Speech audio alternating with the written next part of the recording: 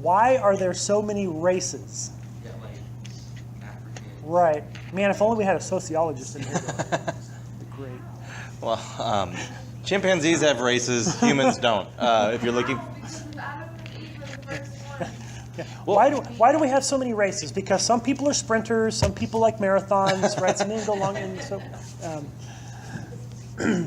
Genetically, though, they don't really exist. Yeah. Like if you were to take the characteristic, if you were to get an average African American person and an average white American and test their blood, they might be more similar to each other genetically than two black people or two white people, right? So the kind of facial characteristics we see in people, the skin tone and stuff that make up racial categories, they're social ideas. People call it a social construction. They're ideas we've made about race, but it doesn't really speak to so much about the design. There's not the race gene we see.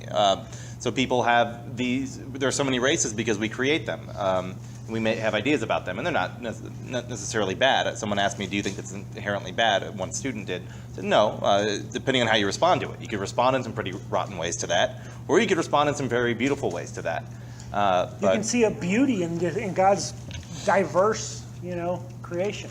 Now, biblically, let's go back to the Bible. How's the story go? You got Adam and Eve, and then you got Noah, and then a few generations after Noah, you have the Tower of Babel, where God says after Noah, "Be fruitful, multiply, fill the earth, go spread, subdue the earth and fill it," and they don't.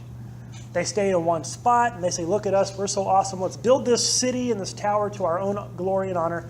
And so God confuses their languages, so they're all speaking different languages, and so they gather up in groups and they move off.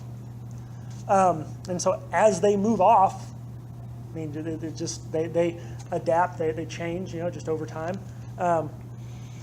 And so that's where you kind of get all the different diversity of races, but there's really only one race, human race. You can look up, go Google this. There are instances where there are identical twins born. Genetically, they're identical twins. One's white, one's black. Because the genes, of a blended family or something, they're in there. And, so just genetically, they're basically the same. It's just a matter of the color of the pigmentation in their skin. And so there's not really this races. Something happened with the parent. Yeah, I don't know. But this is one thing, and we talked about this a couple weeks ago. This is one thing that evolution actually, and just because someone's an evolutionist doesn't mean they're a racist, but the theory of evolution supposes that there were about 15 to 20 different species of human, and so people say, oh, well, that's where different races come from, and we are more evolved than you are.